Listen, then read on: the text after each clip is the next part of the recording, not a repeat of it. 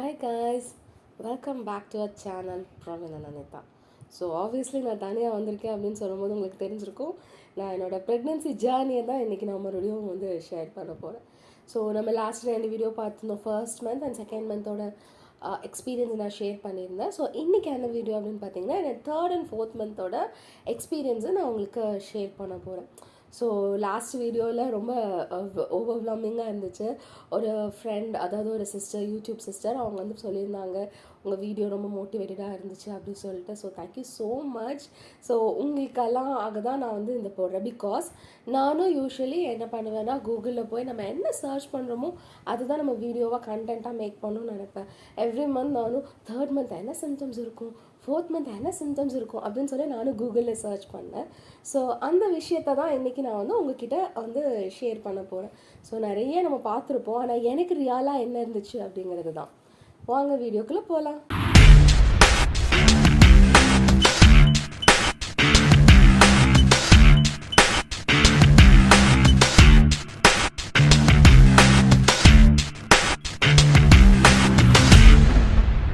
So last month நான் சொல்லியிருந்தேன், நான் வந்து லாஸ்ட் வீடியோவில் சொல்லியிருந்தேன், நான் செகண்ட் மந்தோட எண்டில் தான் போய் மேம் கிட்ட ஸ்கேன் வந்து செக் பண்ணி பேபியோட ஹார்ட் பீட் கேட்டோம் அப்படின்னு சொல்லிட்டு.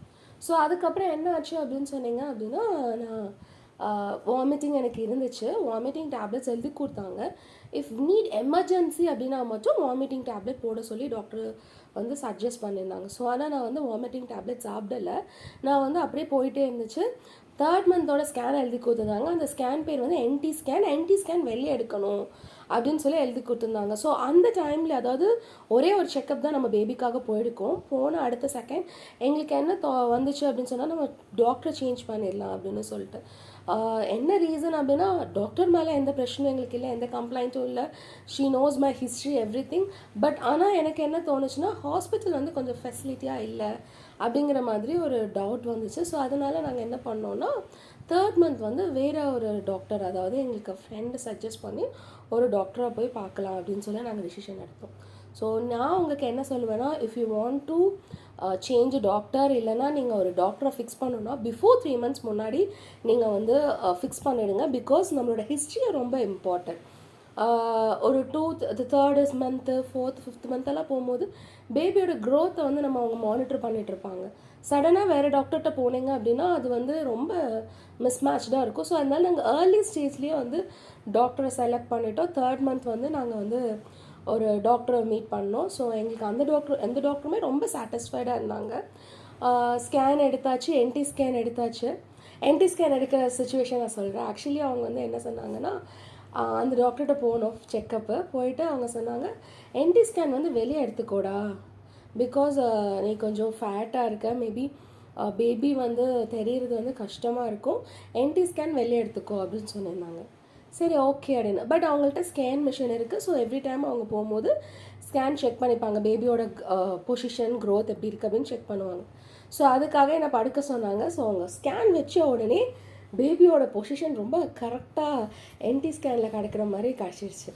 டாக்டரே ஷாக் ஆகிட்டாங்க, என்ன இவ்வளோ கிளியராக தெரியுது உன் பேபி அப்படின்னு சொல்லிட்டு என்டி ஸ்கேன் அவங்களே எடுத்துட்டாங்க.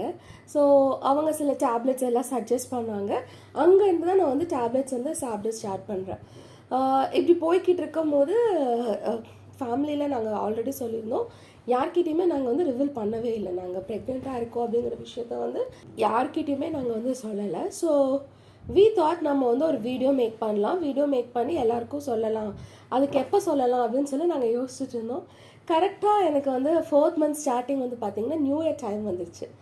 ஓகே, நியூ இயர் டைம் வந்துருச்சு, நம்ம நியூ இயரில் என்ன சொல்லிடலான்னா எல்லாருக்கும் ரிவீல் பண்ணிடலாம் அப்படின்னு. ஸோ ஒருவேளை நீங்கள் அந்த வீடியோ பார்க்கல அப்படின்னா கார்ட்லேயும் டிஸ்கிரிப்ஷன்லேயும் இருக்கும், மறக்காமல் போய் பாருங்கள்.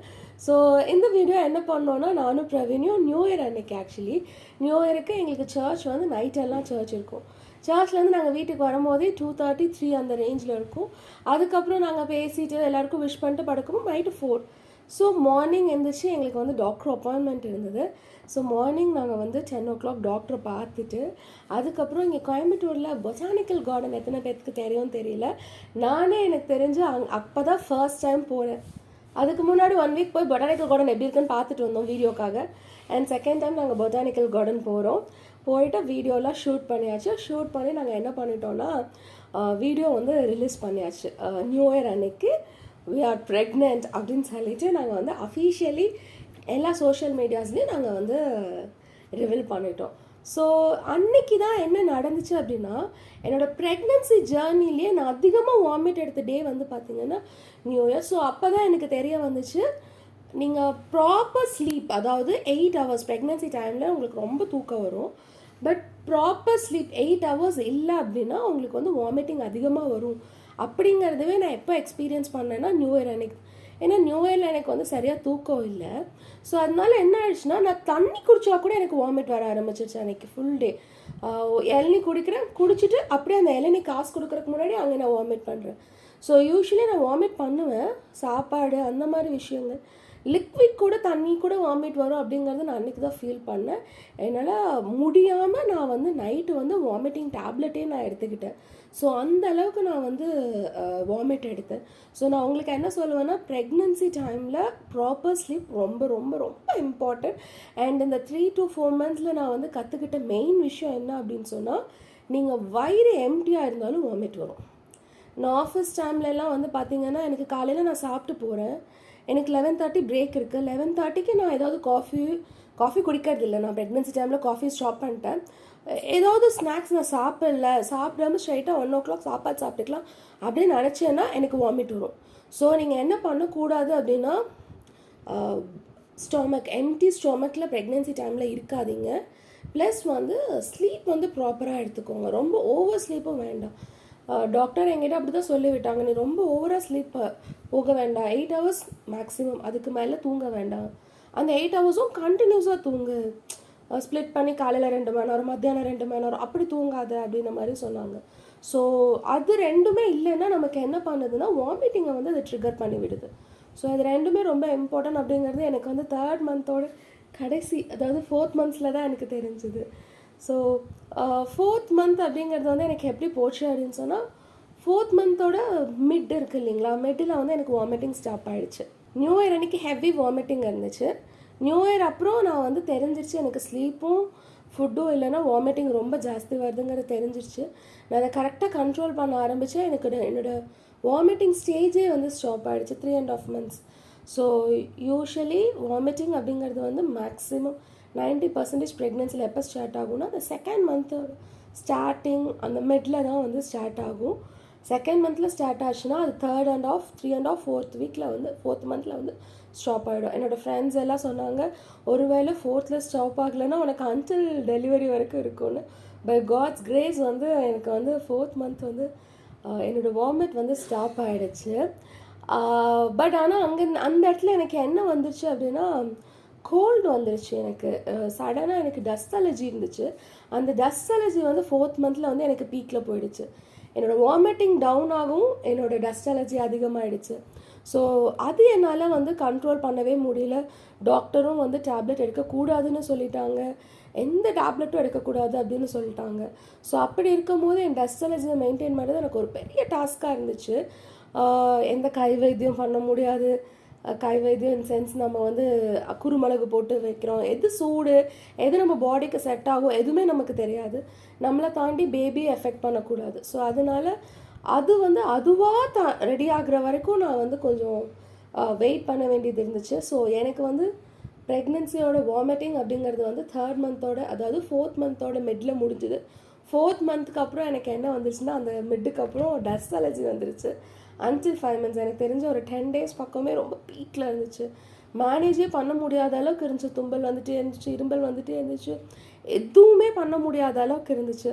ஸோ நான் உங்களுக்கு என்ன சஜஸ்ட் பண்ணுவேன் அப்படின்னு சொன்னால், உங்களுக்கு இந்த மாதிரி ஏதாவது அலர்ஜிஸ் இருக்குது அப்படின்னு சொன்னால், முன்னாடி எதெல்லாம் க்யூர் பண்ண முடியும், இல்லைன்னா இதெல்லாம் எடுத்து அலர்ஜி வரும் நமக்கு தெரிஞ்சிச்சுன்னா அந்த ஐட்டம்ஸ் எல்லாம் ப்ரெக்னென்சி டைமில் அவாய்ட் பண்ணிக்கோங்க.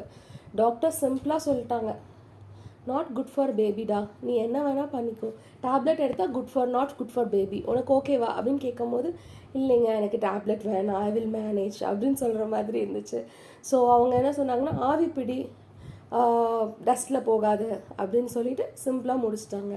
ஸோ நீங்கள் இந்த மாதிரி ஏதாவது அலர்ஜிஸ், உங்களுக்கு வேறு அலர்ஜிஸ் இருக்குது அப்படின்னா முன்னாடியே நீங்கள் வந்து இதெல்லாம் வந்து இது பண்ணிக்கோங்க. எனக்கு சொல்கிறக்கு யாரும் இல்லை. ஸோ அதனால் நான் என்ன பண்ணிட்டேன்னா நிறைய விஷயங்கள் வந்து பட்டு பட்டு தான் திருந்தினேன். ஸோ இன்றைக்கி நான் உங்களுக்கு ஷேர் பண்ணுறேன். இந்த வீடியோ நீங்கள் பார்த்துட்ருக்கீங்க, நீங்கள் மாமாக ட்ரை பண்ணிகிட்ருக்கீங்க அப்படின்னு சொன்னால் நான் என்ன சொல்லுவேன்னா, இதெல்லாம் ஃபஸ்ட்டே நீங்கள் ரெடி பண்ண வேண்டியது. அண்ட் அதே மாதிரி இன்னும் நிறைய விஷயங்கள் இருக்குது. நான் இப்போது நிறைய விஷயங்கள் கோத்ரூ பண்ணியிருக்கேன். அடுத்தடுத்த வீடியோவில் அதெல்லாம் என்ன விஷயம் அப்படிங்கிறத நான் உங்களுக்கு ஷேர் பண்ணுறேன். ஸோ இந்த வீடியோ இதோட முடிச்சுக்கலாம். Until then signing off Praveen and Anitha. Bye.